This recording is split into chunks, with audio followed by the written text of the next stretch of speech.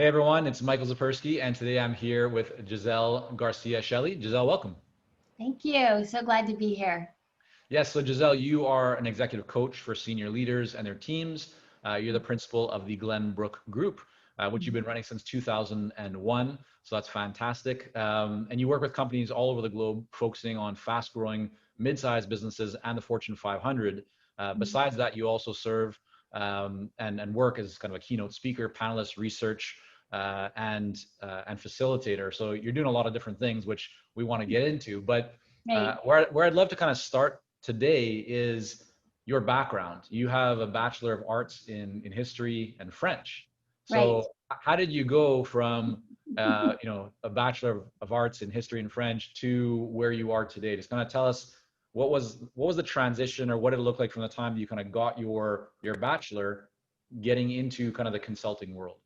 Right. Thank you, Michael. The so just to give you like a couple of bullets, lived in Europe the what would have been my senior year in high school. And I remember thinking with all hubris aside that I came up with the best idea possible that nobody else was doing, that I was going to grow up and be one of these people who helps people communicate cross-culturally. And I was convinced that nobody had done that before. So that was the context I went into college with. The context I got out of college with, and I lived again abroad in college, is that I came out of school in a recession. Hmm. And there were, it was like 3,000 people were applying for, two positions and so forth. And so I ended up and for people who know me, they would laugh, as a compensation analyst for an insurance company in New York, which um, is very different from who I am and what I tend to do. And I got a job. So what I found though is that there were these renegade women in long flowing skirts who were doing this thing called organizational development. They were working with teams, they were coaching executives at this company I was working at, and they were making just enough money that the company couldn't shut them down, but not enough money that it was something that they said was one of the key pillars of what they did. Fast forward today, that company has been sold, and that is the core element of what that company specializes in, is what those very forward-thinking women were doing back in the 90s when I was working with them. So they were the ones who, I believe that it's really important for people to have sponsors and mentors and to surround themselves with those. And so when there wasn't much work as a compensation analyst in the insurance industry, I started being the intern briefcase handler. I'll do anything extra for you, and started accompanying them on incredible work. And that's where I got into, from history and French to into the work that I do today. Talk to me for a minute about, I mean, you mentioned like that early mindset or belief around cross-cultural, and that you would be this kind of connector, helping maybe Right. European companies, brands, people maybe to enter the American market. I don't know, is that like what you were thinking, as kind of Europe to US type of connection, or? Who knows? I mean, I think I realized, and especially living as an American abroad, that, and I had friends who, many of them spoke English and their families did not. They're all the older people. And so I just started looking at how people communicate, and that the likelihood that what I'm saying is what you're hearing is actually very, very challenging. And so I started just noticing and being a real studier of individuals and groups and how they connect. And so I didn't realize it at the time. But when I got into grad school and started really studying group dynamics and the whole practitioner piece of being an organizational development person, that's where it all kind of started to come together. Well, how much of that do you think, like that kind of curiosity and interest, do you think actually plays or played a role in your success? And I'm asking because and still to this day, I think have a very similar mindset. Like when I went over to Japan, I kind of set up one of the branch offices for our consulting business at that time. We worked with some really big organizations over there, and that was really like kind of the advantage that we were bringing, is we were working with Japanese companies that wanted to get their products and services into North American markets, or in the case, like, for example, Panasonic, they were already there, but they want to launch new products or be more successful. And so we were helping them with that. But I was this pretty naive 20-something-year-old kid or young man, applying, what I thought I knew and kind of what I had learned. But I think that what ultimately helped, myself and the company to be successful was exactly that curiosity that I had, and really like listening to people and studying them. And I'm wondering if you feel that was also something that, if you look at where you are today, kind of influenced your success, or was that just a little floating idea that didn't really, take you anywhere? 100%. Right. So curiosity is and in the work I do to build high performing leaders, there are two foundational behaviors, one of which is very difficult for for leaders to consistently demonstrate and emulate. And that's curiosity, receptivity, especially not so much when you're saying something I agree with, but mostly when you're saying something I don't agree with. So the level of curiosity, and people talk about growth mindset, interest. I think the other concept is it sounds like in your example that you were willing to not be right, which is again a lot that a lot of people are not willing to do. It's like I'm not saying I'm right, and I'm even getting curious about what I don't know, I don't even know. Mm. And I think that's what happens. I don't think you have to travel to have that mindset. I think travel, and I know it's hard to talk about travel in a pandemic. I think that's one of the ways that we can get outside of ourselves and really take on some of these behaviors that coaches as well as leaders now leading through a pandemic. If you pretend like you have any answers, then there's nothing that you'll be able to do. If you Yeah. realize that I think that's been one of the powerful things of the pandemic is everybody has said, we don't know what we don't know because we've never been in this. And that's been one of the beauties, I think, of that. So, I think about a lot of consultants who probably are in situations where they're talking to clients or prospective clients, and they don't actually see eye to eye with them. And especially in the case where the client maybe says they want to do something or they don't want to do something, and the consultant is afraid inside. There's fear that if they say something to the client that maybe the client doesn't agree with, that might not look good upon them, or the client might get angry, or they're going to lose the business.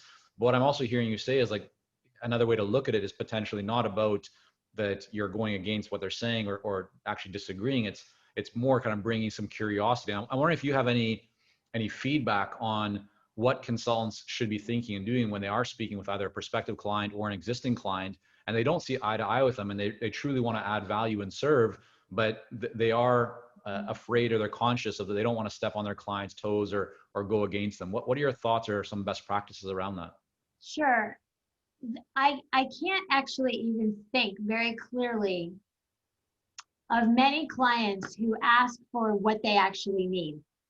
It almost, they say, oh, I want this, or I want my team intervention to look like that. And with all due respect, well over 98% of the time, what they're asking for is not what they need. Hmm. And so the fear that you're talking about is, I relate to it, especially in the earlier part of my career of wanting to do things right and wanting them to like me. And when I let go of all of that, that's where I started getting really effective. I have to say is that, in fact, recently I had a CEO hire me because he said I was the only person who actually told him the truth. He had interviewed for 2 years. He's been looking for a coach, and he called all these very fancy, high-priced, experienced coaches. And he's a big personality. He's well known in the marketplace, and they kept telling him what he wanted to hear. And and when I didn't, and I went so far as he even sent me an email that he sent to his team, and I looked at the email and I said, can I offer you some observations about how you might have tweaked it 10%? And I gave him the feedback on the email, and I gave him feedback when we were talking about just like, have you, what I saw, have you thought about this? And that's why he hired me. So I think it's really important for coaches and leaders not to be, it's not that there's not a humility, right? So it's a fine line, it's a tightrope between humility if I don't have all the answers, and I'm not saying I'm right, and what you're asking for may or may not be. It's usually like the iceberg above the waterline. They're getting 15%, and there's the 85% below the waterline they're not seeing. So I think it's imperative that we stay and we keep gathering more data so that we can respond to what they actually need and then coach them to get there. Can you give an example or two of, you mentioned that you yourself went through this in the early years. It was much harder to kind of give that transparent feedback or say, hey, like what you're asking for isn't actually what you need. What did you do to start shifting that? What changes did you make either in your mindset, or I'd love to hear maybe like some specific talking points or language or actions that you started to use that helped you to make that shift where you became more confident and ultimately that helped your business. Yeah. Well, I work in three areas. I do one-on-one executive coaching. I help build high-performing, inclusive executive leadership teams. And the third area is around women's leadership, which is a bold leadership program for women. And I conducted some research around what are the biggest challenges that get in women leaders' way. And I am going to answer your question. I'm just giving you the context. And there were two main answers. Myself was the first answer, and the organization and bias and so forth is the second answer. Of the first answer of how I get in my own way, self-doubt was number one, like imposter syndrome for the majority of everybody who answered the questions. And people always ask me, well, do men experience imposter syndrome the way women do, right? So I'm gonna interrupt myself and ask you, have you ever experienced self-doubt? Have you ever experienced like, what will they think? I'm not really sure. Have you ever had Yeah, that? I can't compare and say that I know what a woman, feels, Right. but I can tell you 100% that I have had it. And I think every single successful person that I've ever spoken to has experienced it, and not just once, but multiple times as they, reach different levels. Because if you're going to be successful, you're going to be continually growing and challenging yourself, which means you're going to be questioning yourself, throughout that process. Exactly, like on the nose. So the data suggests that 70% of the population experiences imposter syndrome. I'm with you. I think that of high performing, inspiring leaders, it's almost a version of 100%.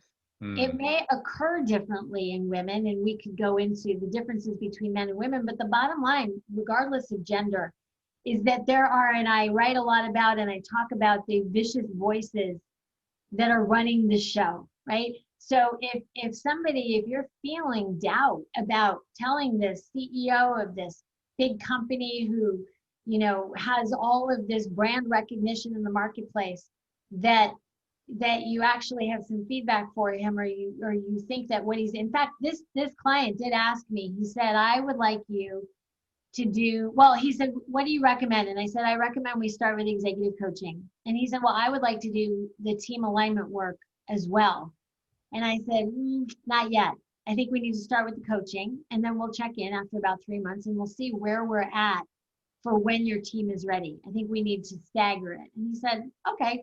So at some level, it would be easy for me to listen to the vicious voices. And I do a lot of work in around teaching people how to turn down the volume of the self-doubt critic and how to turn up the volume of the other voices. So I think that's one talking point, is just being aware of like who you're listening to, Yeah. and being careful not to believe everything you think.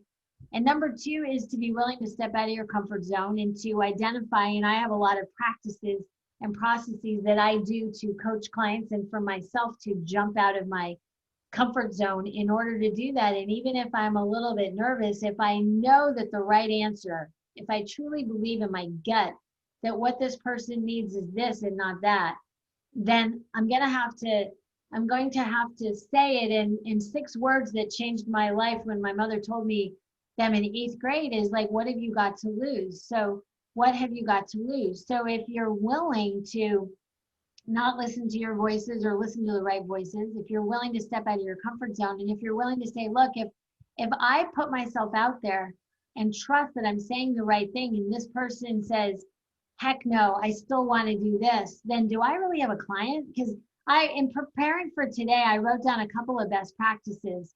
And one of them is that I work with people that I like and that I can align with, and that we have a simpatico and can create a partnership.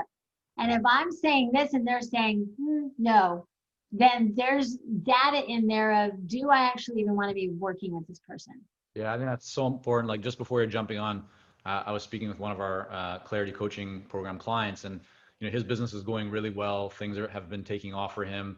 he's not in a position where he needs new clients, today or even probably for a few months. But what he's realized, and this is becoming very clear in the conversation, is that there's certain types of clients and certain type of work that he's not enjoying as much as maybe he used to anymore. And he's started Right. to identify that there's a certain type of client at a specific stage that does create a lot more excitement and fulfillment for him. And so we talked about the importance of, you want to start making that shift and focusing and getting clear on your criteria so that as you have new opportunities coming to you, that you're really saying yes to only the ones that are the right fit, or you get clear about what is the structure of how you engage and you don't deviate from that. So either the client needs to fit into your structure, right? Or it's, you're like, you're essentially ensuring that you're only taking on the clients that you feel good about, because you don't want, as you said, to take on a client or an engagement that you're not going to enjoy, you're not going to have the culture or the value alignment, because you'll probably look back and regret that. So I think that's really good advice. Yeah, and a way to operationalize that somatically, and to embody it, is to remember that inspiration comes from spiro, to breathe life into. So with any request, with any task that you're doing, you're either breathing life into yourself or you're doing the opposite, right? You're sucking it out of. And so everybody knows that there are clients that you get the email and you're so excited you'd wake up on a Saturday morning to start working on it. You'd actually do it for half the price that you even negotiated because you're so excited about those clients. And there are other clients, and I certainly have had my fair share, where they paid me a boatload of money and it has just been like, oh God, there, I got to talk to this guy again. And Yeah. so when you've been doing this long enough, you can kind of start to differentiate what inspires me and what is better for me to send off to somebody else. Yeah. Let's shift gears for a minute here. I'd love to hear, because clearly, you built up a successful business here, Gisele, and I'm sure people are wondering, how did you go about doing that? So when you kind of look back on everything that you've done from, writing, speaking, doing studies and collecting, research data, all that kind of stuff, what would you say has contributed the most, or what are maybe the top couple of actions or strategies or tactics you would say have been most beneficial and helpful and effective in generating new leads and inquiries of your true ideal client? Right. So a couple things. So one is a great exercise that I did, and I recommended it to a number of people, and they said, "Wow, Gisele, that was a lot of work." I said, "Yeah, it was a lot of work." But I think if I had to pick one, and there have been several, it's that I went through this process. And when I worked at Merrill Lynch, I was the internal head of benchmarking at the time, long time ago. And so I've always been interested in benchmarking and interviewing people. And that is like one of the relevancies of being a history major. It's like, why liberal arts? It's because it's like synthesizing information, writing about it. And so I started to do a benchmarking study, as I mentioned, on the challenges women leaders face. And I interviewed 3 different demographics: women leaders, male executives, and HR professionals. And I asked them all the same questions.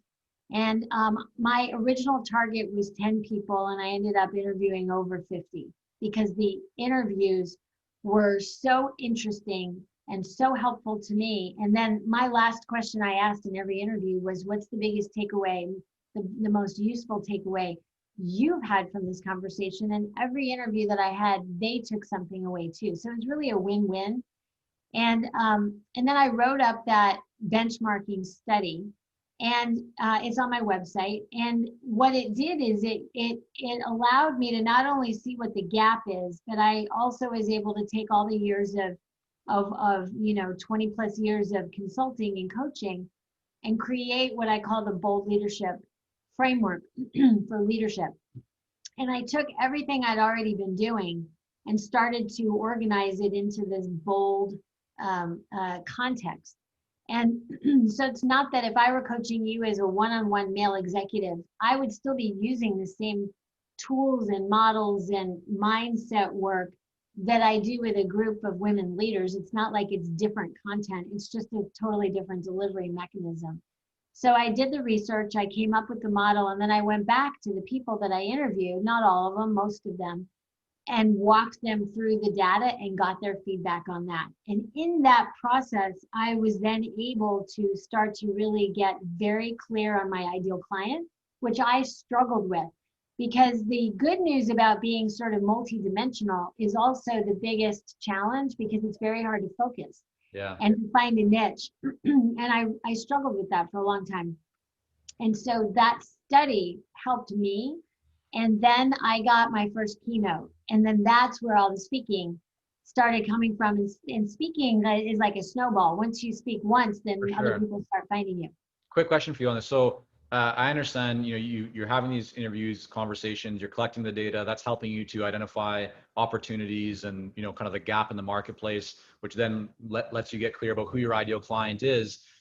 How how does that then lead to your first client? I mean, was it one of the people that you spoke to was then someone said, hey, can you come and speak to our group? So Yeah. what was it? It was okay. So it was actually from one of the conversations you had that created an opportunity for you. And were there others of that kind of initial group of 50 that said to you, hey, can you coach us or work with us on these things as you were going through the data with them? Yeah. I mean, I've never had to market. I always say we don't market, we tell the truth. Like back to your point about being willing to say Yeah. the thing.